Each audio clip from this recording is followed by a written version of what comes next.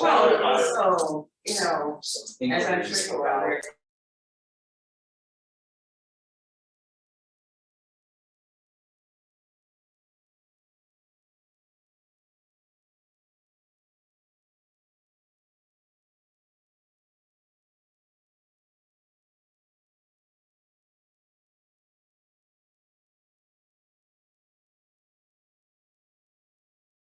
Pause and then let everyone in. So give us a few minutes for everyone to join that is on waiting to sign in.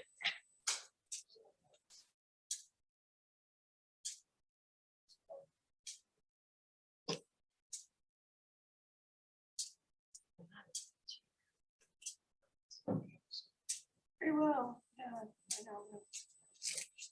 Like everybody in the film.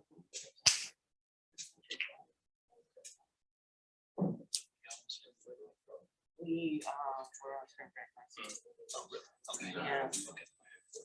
Yeah, man. Yeah, it's now we live in fear of spring break, right? Okay. Everybody's you on spring break, let's spring break. Where are the students going? Well, welcome everyone. All right, so we will go ahead and get started. Want to thank everybody for joining us, those who are here with us in person. It's good to see you all and put faces and all those things together with names and your physical presence. For those joining us via stream or Zoom, it's good to see you as well. Those that I can see. All right, so let's go ahead and call ourselves to order. And I'll start with having you call the roll for us, if you would, Aaron. Sure. We have Mr. Chris Ryder. Chris Ryer is not That's going to be not- in attendance, but I'm Chad Hayes and I'll be representing the Department of Planning today. Sounds So good. we have Chad Hayes, James Torrance, Kate Edwards. Here. Kate Sylvester. Here. See her, I'm sorry. Kiefer Mitchell. Delegate Ambry. Keeper's here. Yes, I saw him. Yeah, I saw him. Do I hear somebody? Okay, sorry. Raven Thompson. Good afternoon, everybody. I apologize for my tardiness. I'm having some her almost every Wi-Fi issues right now at City Hall. Okay, sorry. Can everybody put themselves on mute? I'm getting some feedback. Thank you. Raven Thompson, BDC. Yes, I see you. Thank you. Sherry Parks. Yeah. Mr. Carter. Todd Scott. Mr. Theo, I see you in here. Thank you. Minister Smith, I see you. Matt Frailing. Chad, I see you. Hey. Did I miss anyone? We have, well, definitely get to you. Yes, you are. So you can go ahead, Dr. Jenkins. All right, thank you. So Marvin Cheatham, Matthew Henson. Thank you. Joan Ray Jennings, Druid Heights. Thank you. Michael Barlin, New Shiloh. Thank you. Kate Jennings, Reservoir Hill Improvement Council. Thank you. Right.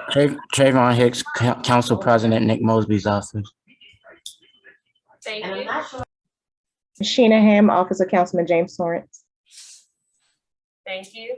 Kiefer Mitchell, Governor's Office. I got you, Mr. Kiefer. Keandra Pryor, Reservoir Hill Association. Thank you. John Preston, RHIC, Reservoir Hill Improvement Council. Thank you.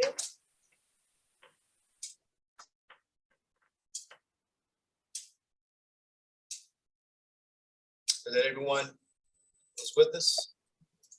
Rolando Maxwell, Reservoir Hill Association. Okay.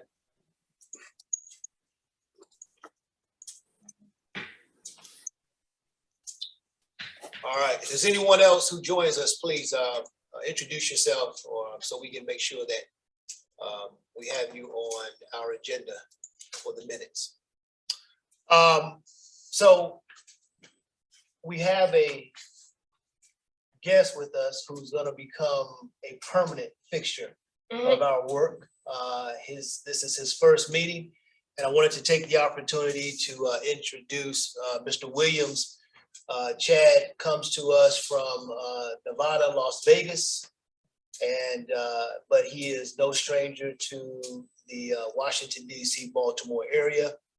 And so I'm going to turn it over to you, give you the opportunity to introduce yourself, say a few words, and we'll go from there. Thanks so much. I'm Chad Williams. I'm very excited to be here. I just want to thank the selection committee, Dr. Jenkins, Antonio Hayes in particular, for bringing me on board. This is a combination of all of the experience and background over the years to be focused on an area that definitely needs revitalization and redevelopment, not just in housing and economic development, but just in people's lives. From cultural, arts, humanity, education, and to be able to put all of that experience and background into one focused area that has already demonstrated the political will, where you have a state legislator, to academic institutions, being anchors, all of the partners that we see here together. I think that this is something, that's going to be momentous and historic. And I was so excited when I received a call from the recruiter about it, to come out here and do this work, but also excited to return home. Let me not understate that. I'm glad to be back on the East Coast. I am a native of Washington, D.C. I grew up in the Berry Farms area of D.C., went to the University of the District of Columbia. I'm a former Marine veteran, served in Operations Desert Shield and Desert Storm. And in fact, after I did that tour of service, I was stationed at 8th and 9th Marine Corps Barracks, but then I ended up my last couple of years, I was right there on 7,000, I think was that Hamlet Avenue, where the Marine Corps Reserve Inspector Engine and 4th Combat Engineer Battalion is headquarters. So I had some time in Baltimore the last 2 years working at that reserve installation. And so I'm just happy to really be here, be a partner, be a leader, be an advocate, get this development authority up and running, and just, bring all of the dreams that you want to see be achieved in this authority come to fruition. And I'd just like to thank you for the opportunity. Over the next 3 weeks, I'll definitely be reaching out to everyone, setting up virtual meetings. I'm going to be looking at all of the plans that encompass this target area and reading them, coming up with in my concept mind, a draft implementation plan, and then being able to share that as a discussion point, and then maybe small community charrettes during the summer. As I told the committee and the board, and looking at the various, just crewing some of those, precursing some of those plans, there's not a lot of work that we need to re-engage and have another study and another plan. All right, I just think that you need to add expertise to come in and look at those plans, have some small discussion, and let's get to work and bring that to the state legislature for funding and implementation, and start to transform the environment and people's lives here that they've waited for such a very, very long time. And being a native of DC, I'm very conscious and understanding of gentrification. I think we're the gentrification capital after San Francisco. And so I've seen that. I've been in probably indirectly involved in that. And so those are lessons learned that I think that I can bring and make sure that it doesn't happen to West Baltimore. So I'm glad to be here. Those are my few words, and I'll turn it back over to Dr. Jenkins. Thank you, sir. Thank you, sir. I appreciate it.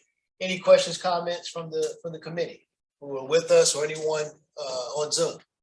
I'll make a comment. Please. There were, finalists that we interviewed, and many of them drove into Baltimore and just let us know they drove around the neighborhood. Chad got out and walked. That was an important sign. With boots. And as a fellow Marine, I welcome you to Baltimore, and I'll excited to see your credential and anything I can do to help implement what you're trying to do, I'm right there. Thank you, I appreciate it. He's already got a meeting almost set up at my. Excellent. So it's the official first day? No, so actually my official first day was a couple of weeks ago. I would work virtually on some HR onboarding and administrative stuff. Came in last week, just getting oriented here at Coppin State in my office. I'm going back to Vegas for about 2.5 weeks. And I'll be doing virtual meetings there, but then after April 15th, actually April 19th, I'll be fully here in Boston. House here. No, not house here in Compton, yes. No, that's what I. Yes, yeah. But I am looking for Eric here. Yeah, so, Chad has housing, he has office space here at the university. And so this is where he will be, this is where he'll be operating out of. So, and he has access to conference rooms and so on and so forth. So, he'll be fully supported. Yeah, welcome to the Thank team. you, I appreciate it. With that, we are going to move directly into the other pieces of our important agenda. And I'm going to ask Raven Thompson, are you with us, Raven? I am. Okay, so I'm gonna turn it over to you, Raven, and talk a little bit about your talking points and share with us your presentation.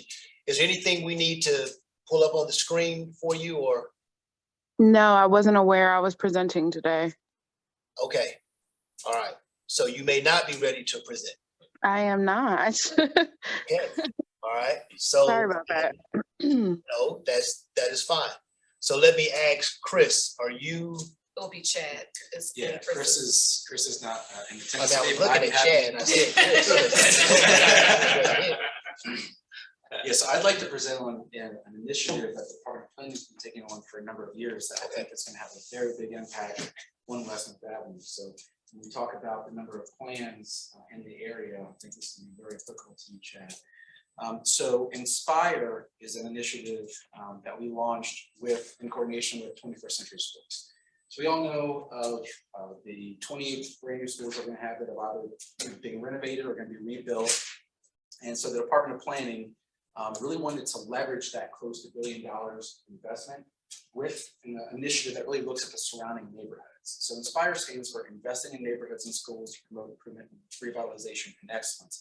That's just a long way of saying that we've got this incredible investment happening in a building and on campus. Why stop there? Let's not let that be the boundary. Let's make sure that we're also looking at the surrounding neighborhoods. I want to talk, to give a very specific example, one that's going to have a very big impact in West Baltimore is Robert W. Coleman Elementary School. So for those of you not familiar with Robert W. Coleman Elementary, it's across the street, 2400 Windsor Avenue, brand new facilities. It looks fantastic, and we've been working with the community since 2019 to develop an Inspire plan that looks at the surrounding area. So Inspire is not just a plan. It's not just a document. It's not just something that we're going to have the Planning Commission adopt. It's a process. The idea is that this is going to be a plan that community stakeholders are developing. So we're working through all of the different stakeholders, residents, students, teachers, any organization that has that's been in the area. We want to make sure that we're gathering feedback about what those priorities are. So it's not just a plan, it's an actual process. In terms of the process, we kicked off in May of 2019. Since that time, we've been gathering that information. We're now at a point where we have a recommendations report. The recommendations report is really a draft for what will eventually become the finalized plan. But we don't want to take something to the Planning Commission for adoption and not know for a fact that it's been fully vetted and has the support of all the different community stakeholders. So we're at that point right now. We have a recommendations report, and I'll talk a little bit about that in the next couple of slides. So I'm sorry, let me. Sure. Can everyone on the screen see, or everyone at home, can you see Chad's slides? Yes, I can see it. Okay. Yeah, we did. Okay, thank you. So I really don't want to minimize Inspire in general because it really is a pretty big deal. But if I had to break it down into sort of bite-sized pieces, I'd break it down into saying that we're going to be focusing on really four different layers. The first is the primary walking routes.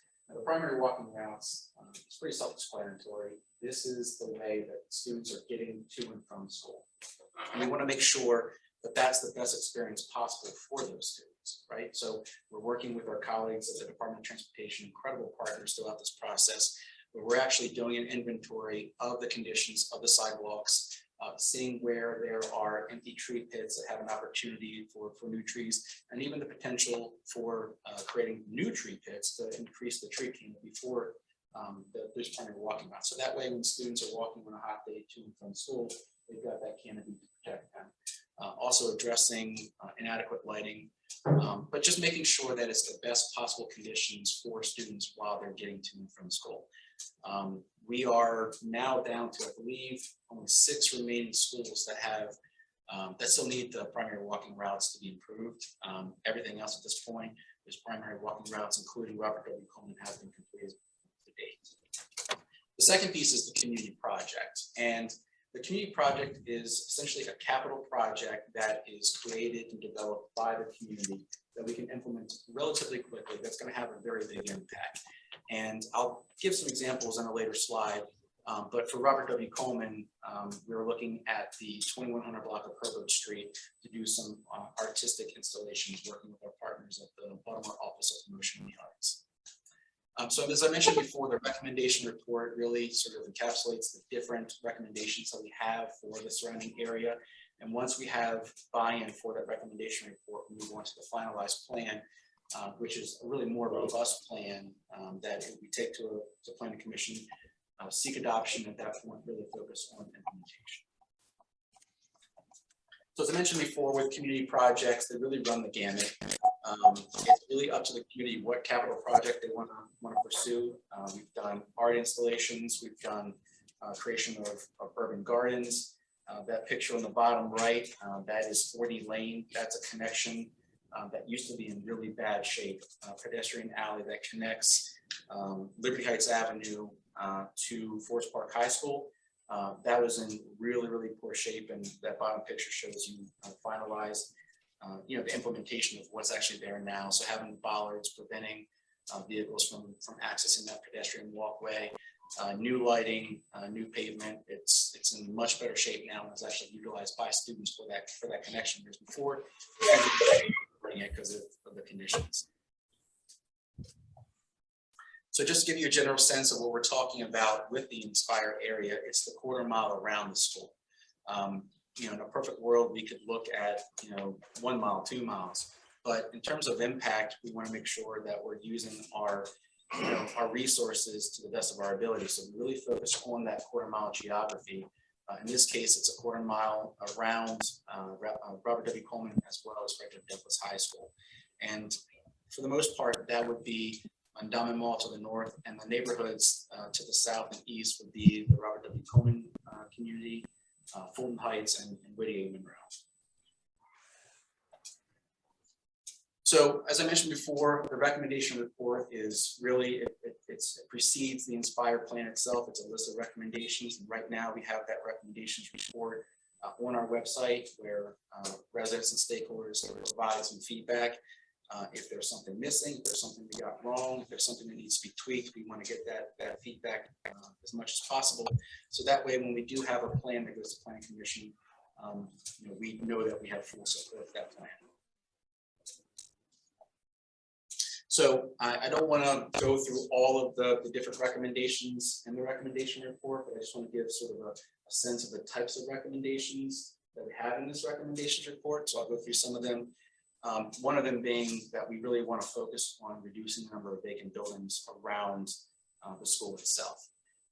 If we've got this brand new school and these facilities, we don't want students walking by vacant buildings. We don't want them looking out their class windows saying a boarded up house, right? So we really want to focus our efforts on reducing the number of vacants around the school. So we're going to use a number of different tools that we have available to the city of Baltimore to try to do that can really run the gamut from receivership, tax sale foreclosure, working with some investment partners that really are interested in a particular property and connecting them to current owners who may not have the resources necessary to renovate and occupy that building. So focusing those efforts around the school, because quite frankly, there's not a lot. It's a very manageable number at this point. And but the problem is 2 vacancies can very quickly become 4 and 8 and become real problems. So we want to get it in as much as possible.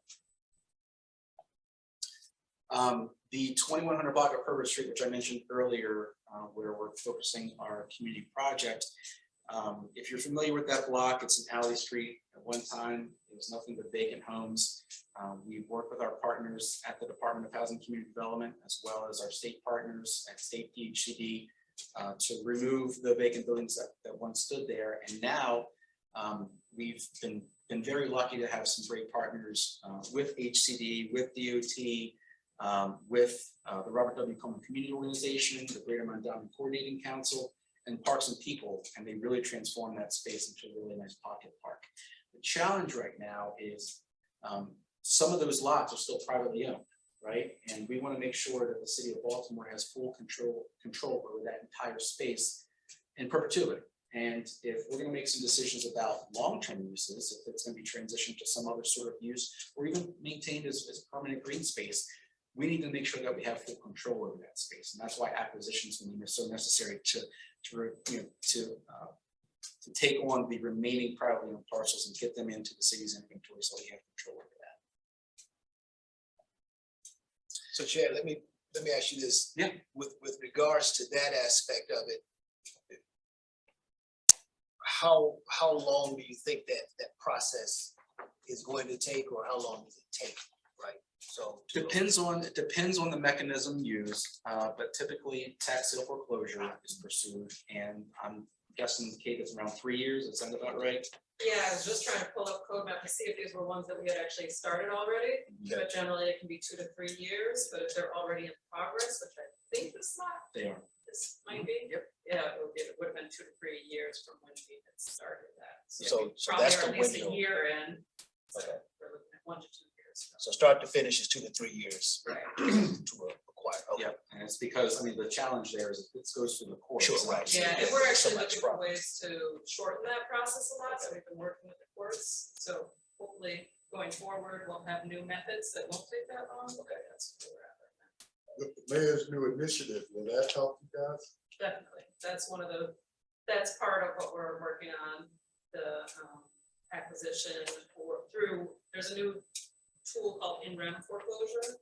So it's different from regular tax sale foreclosure, and we're working with the court system to shorten that process so we can get through it quicker.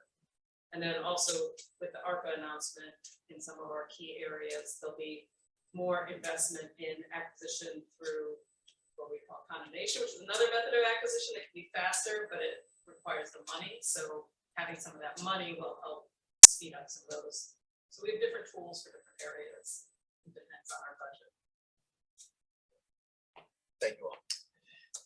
So when we talk about the 2100 block of Herbert Street, again, right now we've got some really nice green space, but that right now is really a temporary use. Now it could be long-term if that's what the community wants to make that a permanent, permanent green space. That's certainly something we could explore. But if there's also an interest in maybe potentially doing some future development or some other use, obviously we need to continue that conversation with the community to determine what the long-term use is going to be there.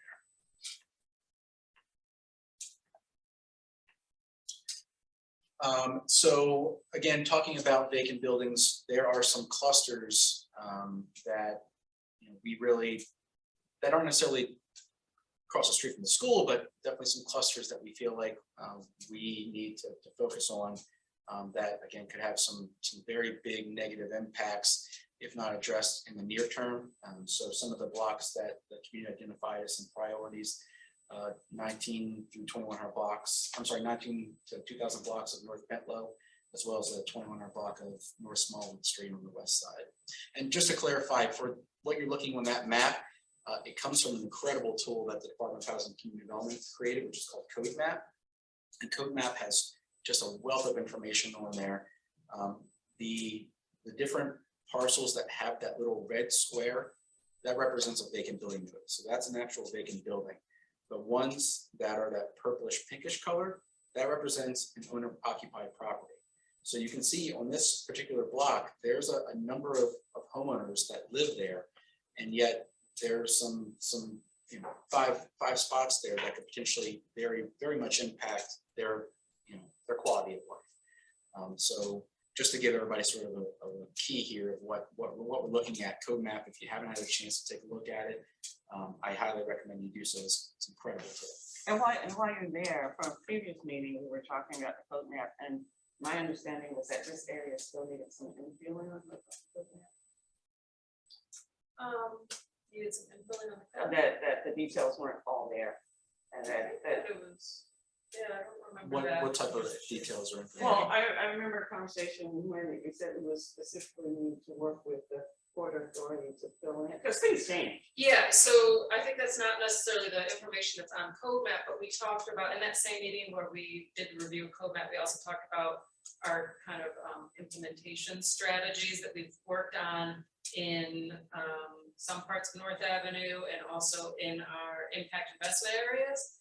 And then to build that out, so now that we have Chad Williams on board, we can work that out, and that will be actually added onto Code Map as Okay. well. I just wanted to flag that. I didn't mean to. Okay. No, please, any questions that come up at any time, please stop. There's a hand up there on the screen. Oh, yeah, okay. Do we want to wait? I was about to the say, end, or- yes, Okay. if we can wait to the end, we'll leave your hand raised and we'll answer the question at the end. Just so I don't have to keep them out.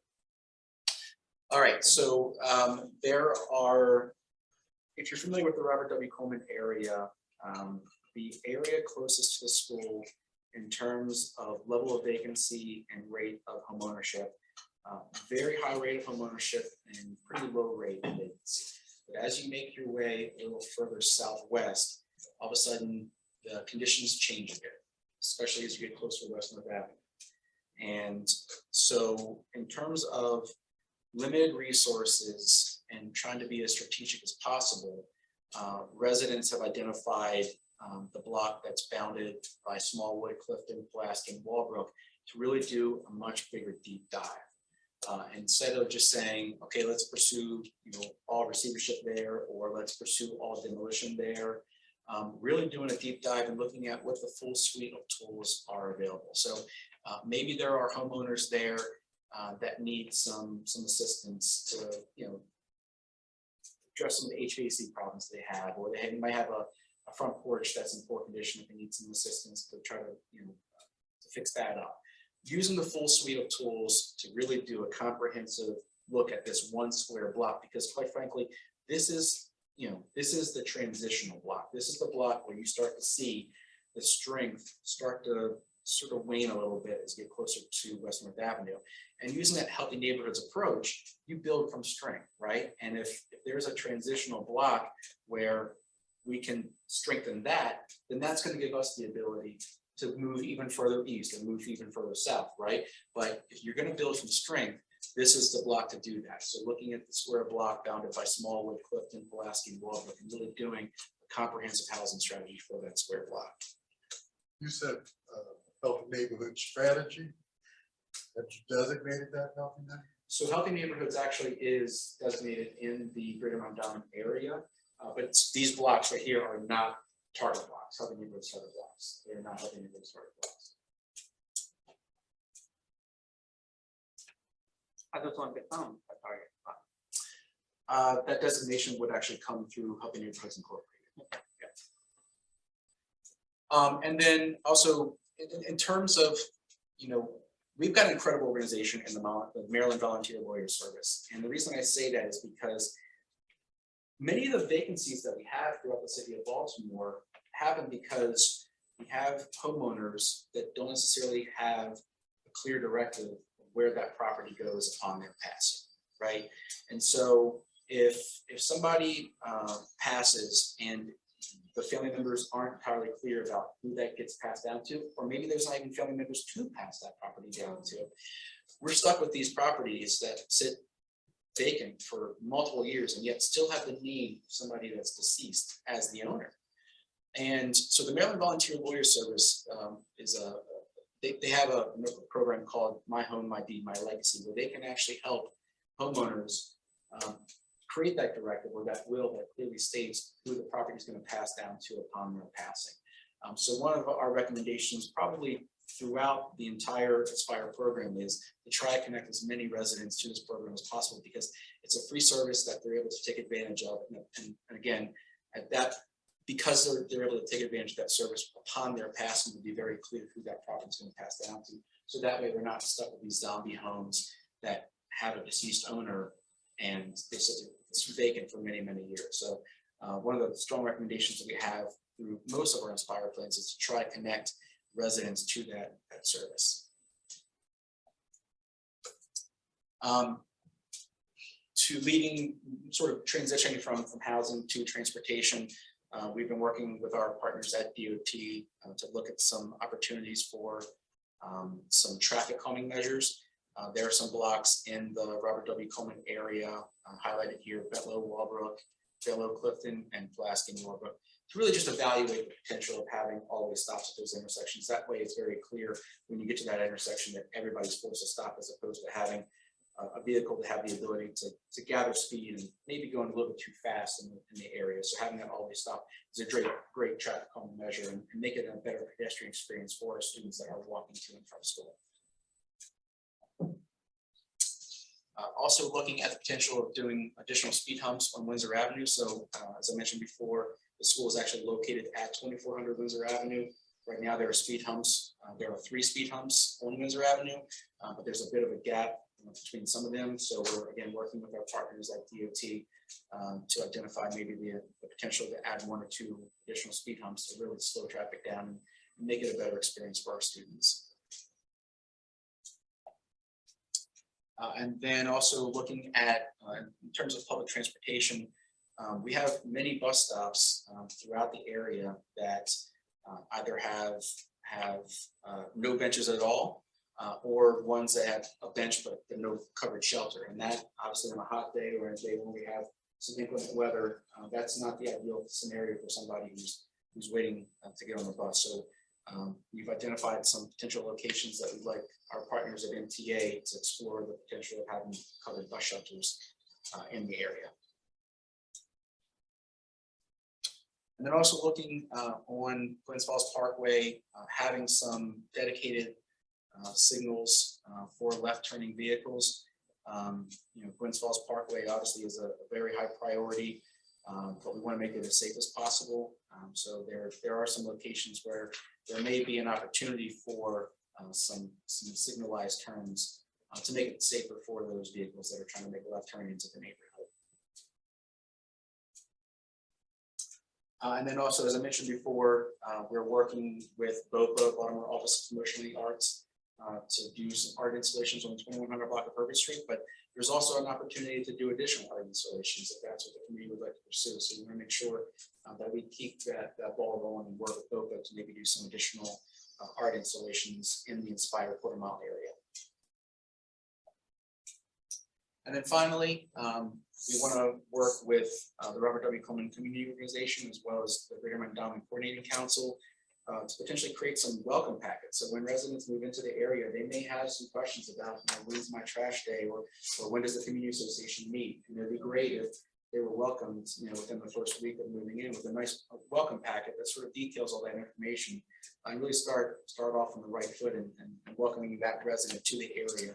It's an incredible neighborhood, and we want to be as welcoming as possible and try to attract as many residents to the area as possible. Obviously, taking advantage of that 21st century school, perfect place if you're trying to raise a family. And wouldn't it be great if your first week that you moved in, somebody's knocking on your door saying, welcome to the neighborhood. Here's a packet, some information, and here's my contact information if you have any questions in the future. And just start off on the right foot. So with that, I will take any questions, or if anybody has any comments. And actually, we can move on to the next slide. So my contact information is posted. Gotcha. Sure. starting with your last comment about the welcome package. Very much needed in our communities because the residents aren't plugged in, you know, and that's part of the problem with this Copenhagen CDC is actually getting to that new resident. And hopefully planning has some funding or will help with that. And Certainly do our best. Yes, Certainly do our best. fantastic. I think we have a. Let's go to Yes, I'll go to the hand. AJS. Yes.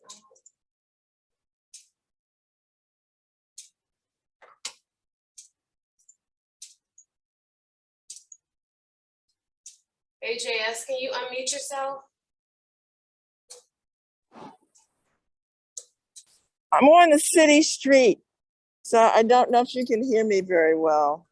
We can hear you. Fine, thank you. All right, good afternoon. Thank you. Yeah, so I got in late, but I'm on and Barbara Mitchell is on.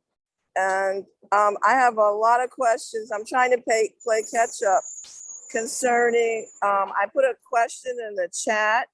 Do you have any previous presentations that you could forward to me so I can read about the potential investors for these buildings? Because I mean, in our block, which is not in North Avenue, but I'm aware of the wonderful work from Coppin. My two aunts went to Coppin when it was still Coppin State Teachers College back in the 50s. And I appreciate that very, very much, but I need to understand about where you're finding, or the city is finding people to occupy these properties. Because you know, there's a lot of situations now where the people are very unscrupulous.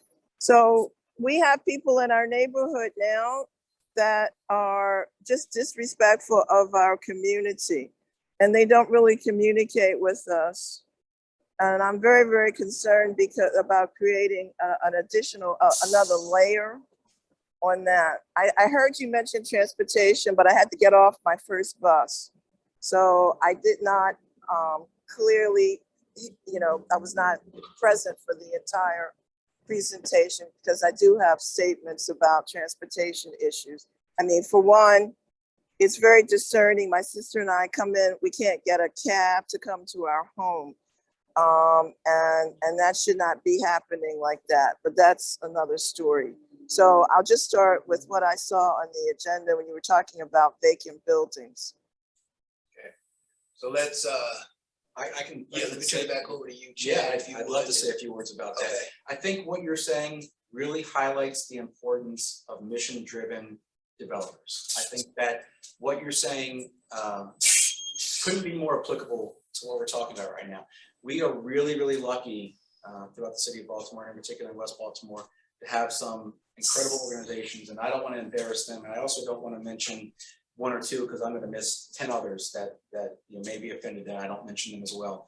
But it's so important to have those mission-driven partners because they're not going in and fixing up a vacant home and creating affordable housing because it's necessarily the most profitable option.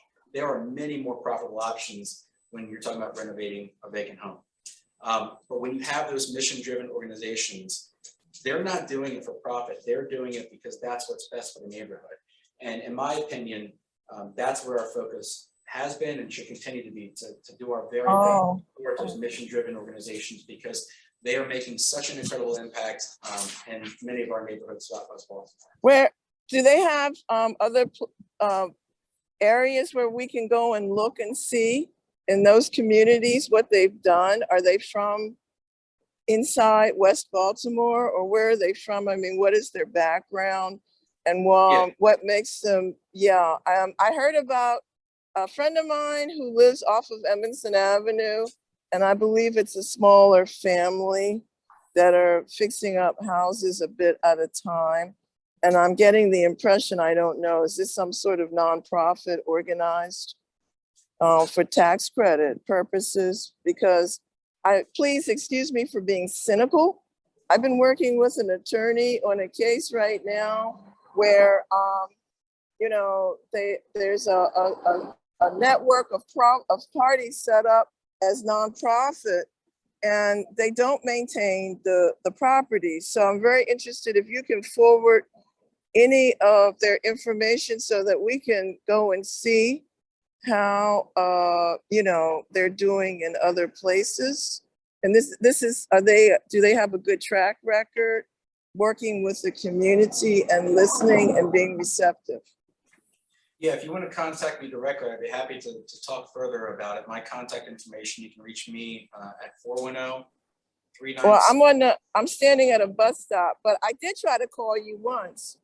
It's been a while because I got your name from someone and we never got to speak, but tell me what it is again. So Barbara, if you could write it down so we have it. What is it? 410? Yep, 396. 3958. And my email address. Oh, that's on the, yeah. Is that the one that I saw online? I think that's your email. Yeah. Yeah, I really want to speak to you. Yeah, because I'm trying to understand what your parameters are, and I apologize to everyone else who's been involved for a while. Can I also just highlight what you also said, that some of the more unscrupulous, you know, investors. Yes, and they're sanctified by different city governments. I'm not just using Baltimore. I mean, you know, they say they're nonprofit, and in the traditional sense of the word, there's altruism involved. And then it depends on when you see what the proof after a couple of years, that then we have a new problem in our community. And I just want to say that it felt so good, because I didn't get a chance to tell Barbara, that I found a sign down at Smallwood and Pressman. We buy houses. I got out of my car and I ripped it off because it's illegal. Yeah, so this is the type of behavior, and it wouldn't even be that as much as the fact that the people start calling the housing because and often, you know, lower income, but, you know, they're not getting their basics, you know, repaired properly. So that I just feel like there has to be some accountability. And that's why I can speak to you later about that. Yep. For how they're, you know, what their track record is and where can we actually go somewhere in Baltimore and see what they've been doing. All right, looking forward to talking with you. So are you going, is there a place in Baltimore? I'm just asking right now. Is that it? Yes, there. Okay. There are a number of CDCs in the city of Baltimore, and I'm sure if you reached out to them directly, they could certainly provide you with a list of their portfolio, and you'd be able to see firsthand the great work that they're doing. But again, I'd be happy to talk specifics with you if you want to give me a call. Okay, thank you very much. I'll take you up on that. And Chad, she actually asked an important question that I think you were about to answer a bit ago. Okay. Yeah. Can you finish what you were going to say? So in terms of, I think there's a misunderstanding sometimes that when an investor comes in and buys a property, that the city is always involved in that transaction. In reality, that's not always the case. In fact, almost never is the case. So if they have somebody that has the We Buy Houses sign, and I'm in a position right now where I need to sell my house, I need to get it, you know, I need to get out from underneath of it, and I reach out to that person and sell that person that property. It's not the city of Baltimore that handpicked that developer or that investor and said, yeah, please buy this piece of property, right? If we know somebody has a bad track record and we have control over that transaction, we certainly wouldn't want to be involved in that sale. But when it's a private transaction from owner A to owner B, the city of Baltimore doesn't have control over who ends up purchasing it on the back end. So we certainly understand the frustration because we deal with that on a daily basis. And with larger properties that pass through the city, you actually do ask their plans and so actually ask them to show some evidence so they go to the. Are you talking about like an RFP, request for proposals? No, I mean, sometimes if right now, we're in the middle of a transaction around the old Heritage Stove building. And, you know, Micah and Upton have had to provide evidence. I mean, because that's the way it works. Kate's that probably you better have, to speak. right, exactly, but I'm Yeah. just using that as an example, because it's an example. Right, when That you're- that process she's asking for actually does happen on a larger when scale. it's, or even individual city-owned properties. If the city owns the property, then yeah, we're gonna ask that developer to show that they have the funds to redevelop the property, and we'll follow it, and they'll have a timeline and all that. So that's actually what she's asking for, that's why I bring it up as an example, but it's apples and oranges. Yeah, when it's city owned, there's definitely a much greater control over the end use and buyer than when it's not city. Shannon, another question she had specifically, she talked about tax credit investments. And so is every state jurisdiction does it differently. So is the state of Maryland particularly on the tax credit allocation, or does the city have any influence in that decision on then developers who receive the tax credits to purchase property? So there's definitely a number of different types of tax credits, but there's also the tax sale foreclosure process. So, you know, I'm not entirely sure which version she was talking about, but I can talk a little bit about both.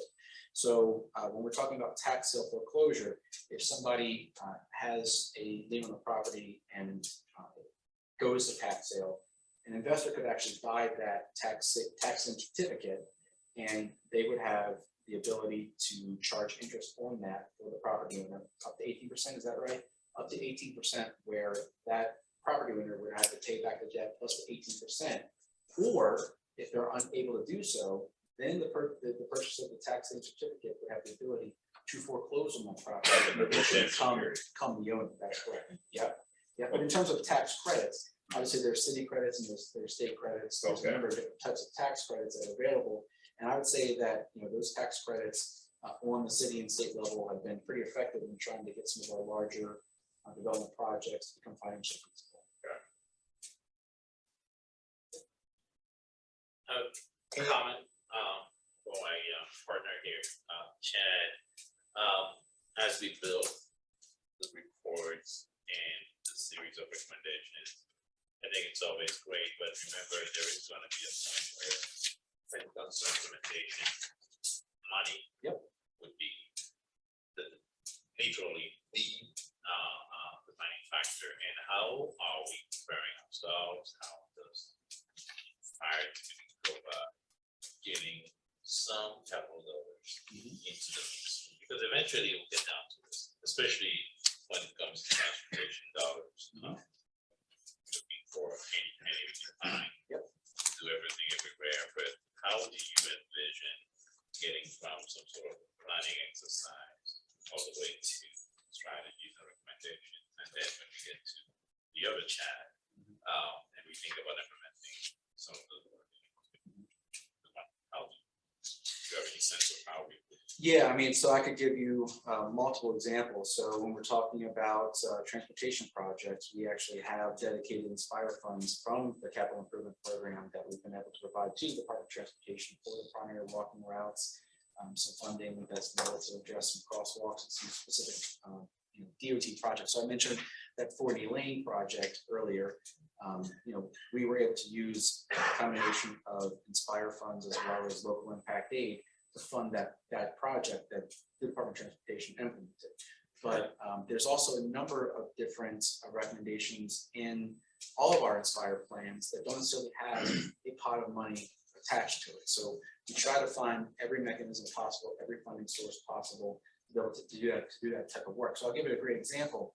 In the Forest Park area, around Forest Park High School, one of the biggest recommendations that came out of that was that we have to have more funding to help our legacy homeowners, right? So you've got homeowners that would like to age in that home, so they need some work to make the property ADA compliant, or they may have a failing roof that they simply can't afford to replace that roof. What type of funding can we provide to a homeowner to be able to let them stay in that home? And so we were able to work with, I'm sure we all know, Baltimore Community Foundation, incredible organization, has been so supportive of so much work by the city of Baltimore, able to secure some funds through BCF, and then also leverage those funds to through Pimlico Local Impact Aid to create a pot of $200,000 to help the legacy homeowners around Forest Park High School. So every action item is going to have a different answer to your question, but that is always the biggest problem, right? We all know that every single time it's really easy to put a plan together. That's simple. That's the easy part, to say, okay, here's what we need to do. Here are the very specific action items that have to be implemented. It's the funding that has to follow behind it to make that actually implementable. Otherwise, a plan is just a piece of paper. So I definitely understand where you're coming from, and it's continuing to be a challenge for all of us. Is that it just continues to be a lack of resources to be able to do that type of work. And I'm putting this in the broader context of this board, to you, Chad, welcoming package. You will need to look at where the money is and how we can actually access it, whether it's at the state level or at the state level. Every year, it's a cycle. I think the way we do it, capital program. You need to start those things. We need to start getting your eyes around where difficult funding sources are, and then we need to be more creative about how we get other like grants, federal dollars, or things that are really out there, but that nobody's exposed. Right. So I'm definitely up for the challenge, and at least Antonio Hayes has already started texting me earlier this morning, as you said he would. Once I came on board, so I got my first 7 a.m. text about meeting with this and that person. But Chad, one of the things, cities, obviously I've been in this position right now. I'm enjoying taking a step back from a big agency where I can really think. Has the city really creatively thought about using the CDBG Section 108 loan program? I know it's a bit, somebody else has thought about it. So not too many cities do it, obviously, because you gotta, you're borrowing from your future CDBG funds. But cities that have been impactful, such as on U Street in DC, Baytown in San Francisco, you talk about near the Detroit riverfront, near the Fox Theater, they have all used that program to say, hey, we're taking a big initiative on this particular target area. And it's saying, once again, that we're putting a political wheel of, borrowing 5 years up of our CDBG dollars and paying it off in a period of time. And then that brings in more investors, new market tax credits, low income tax credits, other things, because you see that. And so has the city thought about that for Northwest Avenue? Because that's already on my task as an ask, because I know it's a component that Baltimore hasn't used in probably since, I was doing technical systems for HUD 20 years ago. So Kate, can you take that, or you want to take that? Because I got a great example to point out, but it's probably going to be the same example that I would use. So go ahead. Oh, okay. So we have an issue right now where we've got a number of school buildings where the program is closed and the building is surplus, which hopefully creates an incredible opportunity if there's an interested user or if there's a funding mechanism to make a project work. So right down the street in Penn North, Westside Elementary was one of those schools that was closed, and the programs were merged with Dorothy I. Height, and we've got an existing rec center that's actually housed in that same building, but the facilities are in pretty bad shape, right? And that area is a designated impact investment area, and through the creative use of the Section 108 loan, we're able to now pursue the demolition of the building and the creation and construction of a brand new recreation center, which is really going to be that catalyst for the blocks that surround it. So I think that's a great example of being creative with the Section 108 loan. Okay. And we have to say that actually we did have a lot of conversation about fundraising as part of the interview process, from everything from individual donors to agencies. So we didn't spend hours and days on it, but I don't know if you need me to say this, but he's prepared to come in, raising funds, and it's important to understand that with two educational anchor institutions, there are state funds that come through us as well. There's just these grants and things like that. So there's lots of other important partners that are. Any other questions, comments, discussions? I see a hand up. Yes. Hi, good afternoon. This isn't as tied to the presentation from Chad Hayes. I do have a question about the community center you just mentioned, because this is the first time I'm hearing of it, but I think we can have that conversation offline. But it's more about the process for community involvement.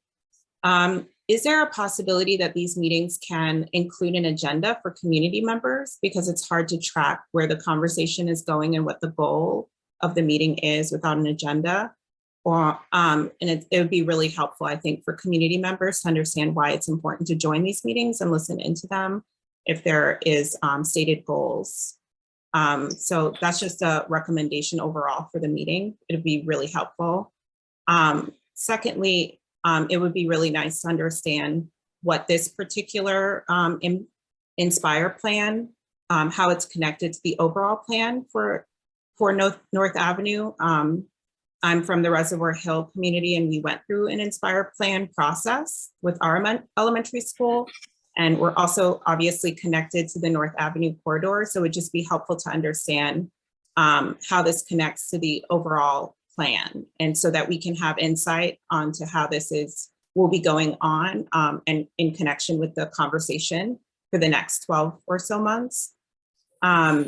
So it's just really a question of the process that we're going through right now, and how me as a community leader in my neighborhood and a community member can be most useful in these meetings. So thank you. So I'll take the first stab at that if anybody else wants to chime in. So right now, as far as I know, we don't necessarily have the full plan. That's something that's going to be developed for West North Avenue. Ideally, what's going to happen is taking a look at the existing plans. So we're talking about the Grandma plan, we're talking about the Inspire plan for Robert W. Coleman, we're talking about the Inspire plan for Dorothy I. Height, and making sure that those existing plans are integrated into the larger plan for West North Avenue. Okay, so basically you're presenting this plan so we have a sense of how the existing plans will be used as we continue to plan for North Avenue. So you were just breaking down this one plan so we can understand this one plan as we go through other plans. Is that right? I was using this plan as an example of a very specific plan in the West North Avenue geography. Okay, thank you. That's helpful context. And to the first part of your question, yes, we can, with regards to the agenda information, we can make that happen. Thank you very much. It's appreciated. You're welcome. Thank you for your question. User? It's Doc. Hey, Doc. Yeah, no, I was teasing him because he got user up there. Doc, can you hear us? Yes, can you hear me? Yes, sir. Thank you very much for the opportunity to sit in and listen. I'm listening and learning as much as I can.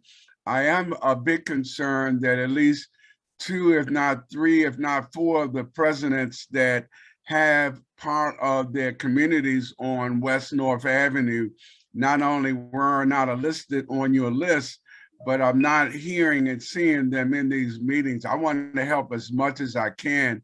And I'm at the lower south end of North Avenue, but my part of North Avenue goes from the 1800 block to the 2200 block of West North Avenue. I'm Matthew Henson neighborhood, so we like to be updated as much as we can, but I am concerned that I'm not seeing other neighborhood presidents in this meeting. Well, if I can say something, please. They have been invited. I invited Ashco East. Yeah. I invited the other parts of North Avenue. So they have been invited, and hopefully they'll be included in the advisory committee for the community. Okay, I will close and say this: the last correspondence that you sent out, I notified the sender of the correspondence that 3 specific organizations were not listed. Those were Coppin Heights, Ashco East, which is Sheila Davis, Reverend Keith Bailey was not there. And even though I know in the middle of all of this, I'm certain she knows everything that's going on, but I did not see Adeline Hutchinson's name listed at all. So I am a bit concerned that this group is called West North Avenue, and at least 3, if not 4 of the organizations are not listed. Doc, if I may, I have invited those people to these meetings, okay? This is the thing, okay? You're welcome to forward anybody you want to be on this meeting, this public meeting. You know, that's why we're here. We're trying to keep the community involved. So that's our intention, to involve the community. And just to piggyback, sorry, not to cut you off, Dr. Cheatham, just to piggyback off of his point though, the link in the letter that was distributed didn't work. So that might have been an issue for some folks, might not have been able to join today. And I know there was an update emailed out to everybody, but I just wanted to share that with the group in case you didn't know. Yeah, we've made that correction, but that's why I sent the updated one, because when it got into the PDF, it blocked the link, but that was sent.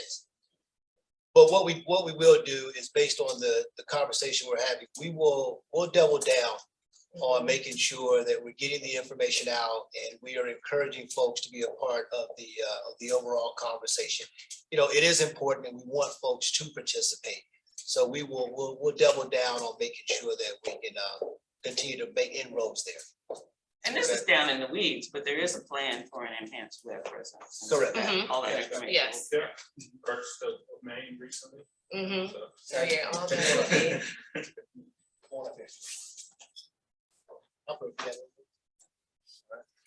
All right, any other discussions about any of that? I just wanted to uplift what AJS was saying in the comments. And so I know that she already made her point verbally, but I think what she was really asking was, her concern was really raised with nonprofit organizations that are currently representing communities who are right now empowered to purchase homes, and whether or not they're the best representatives for the community because of their conflict of interest in getting tax credits in purchasing those homes and really advocating for the kind of change that she wants to see in her community. I don't know where she lives, but I just wanted to make that clear, because I don't know if her point was received as clearly as she was trying to make it in the comments. And so she was saying that she did understand the difference between public and private transactions, but her concern was about the predatory actions of existing nonprofits in Baltimore City, in particular, in her community and West Baltimore at large. So I just wanted to make that super clear, just in case, for the record, people didn't catch that. Thank you. And we did, you were understanding that, right, Chad? Yes, okay. All right. Any other questions, discussions, comments? All right, hearing none. That was our last presentation, so thank you. A lot of great information, and obviously spark some conversations that will continue to move on and drive some of our narrative as we move forward. So with that, let me, we will share the contact information. If you could share that for us, Aaron. Okay. That's just for those who are with us. Sorry. That's right. Again, that's for those who are with us virtually. You will have Chad's information as well as his email and phone number. With that, that ends our public meeting for today. I'll ask for a motion to go into closed session. I have one last question before you close it to the public. Will the recording be made, will be shared with everyone who's attending, so we can share it with our our constituents and residents and neighbors? Yes, ma'am. Thank you. Okay, you are more than welcome. All right, is there a motion to go into executive session? So moved. Is there a second? Second. Any discussion? All those in favor say aye. Aye.